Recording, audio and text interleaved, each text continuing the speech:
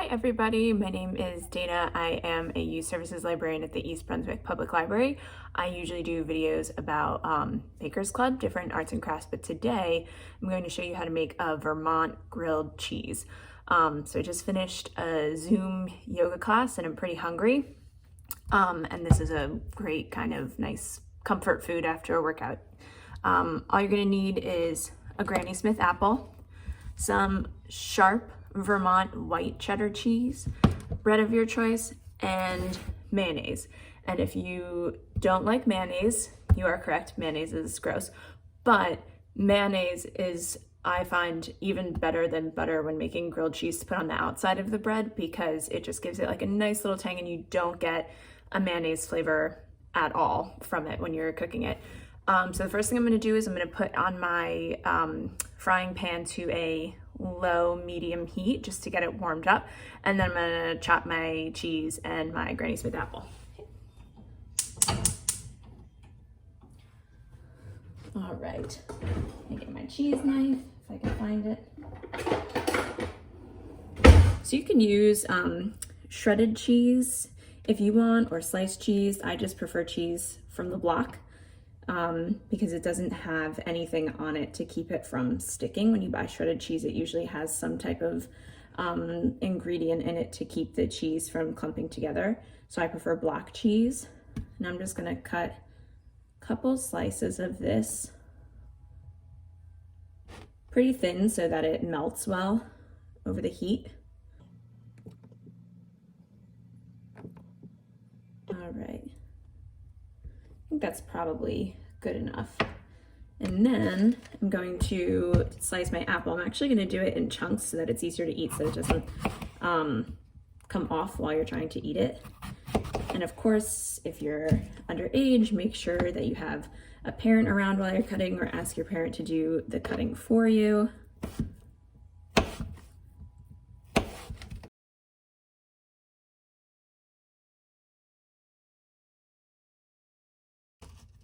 Now, this Vermont grilled cheese, you might never have heard of it before, but I actually went to college in Vermont, and it was a very, very tiny school. So our only options really for eating on campus were the dining hall or a small on-campus restaurant called The Buttery, which is the first time I've ever seen a Vermont grilled cheese. And at first I thought it sounded kind of gross, but once I tried it, I realized it was actually really, really good. So I'm just gonna go grab a butter knife. And the first thing I'm gonna do is I'm gonna lay out my cheese and my apples on the bread. Oops.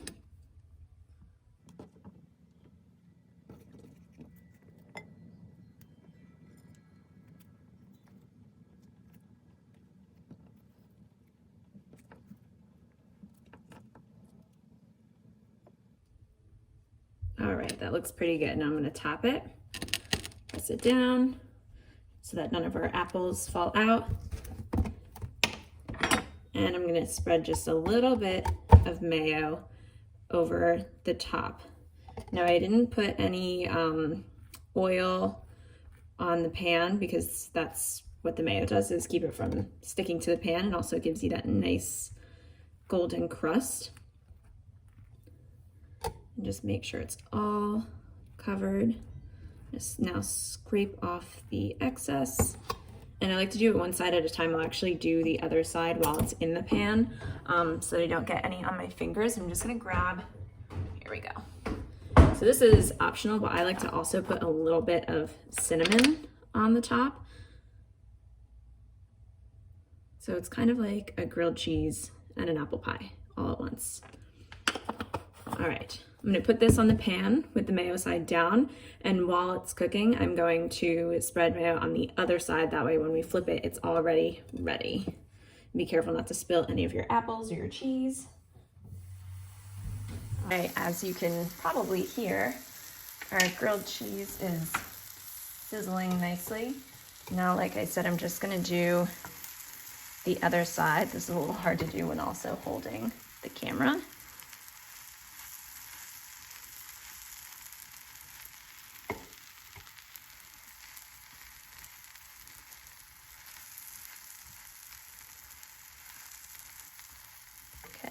enough. And again, I'm gonna take my cinnamon and just sprinkle it over the top. Now I'm gonna let this cook, and when it's done cooking on one side, I'm going to flip it over to the other side and finish it off. All right, my grilled cheese is just about ready to flip. So I'm gonna loosen it on the bottom, and then very carefully, so not everything spills out, I'm gonna tip the top and flip just like that. Smush it down. Now we've got a nice golden crust there. And we're just gonna wait for the cheese to finish melting and for the other side to brown, and then we're done. All right, so my cheese is nice and melted, and I think my sandwich is ready to be cut. It came out a little bit squished. Maybe I should have actually put some oil on the pan, but that's okay. I'm gonna now cut it and show you the final product. Personally, I can't eat grilled cheese unless it's cut diagonally. I know that that's a big debate online, diagonal versus cutting it in a square, but I definitely fall on team diagonal. Nice and gooey. And that's it. That is your Vermont grilled cheese. If you have any apple left over, you can just eat it on the side, or you can save it in a container with some lemon juice and make some more Vermont grilled cheese tomorrow. Thanks for watching. Bye.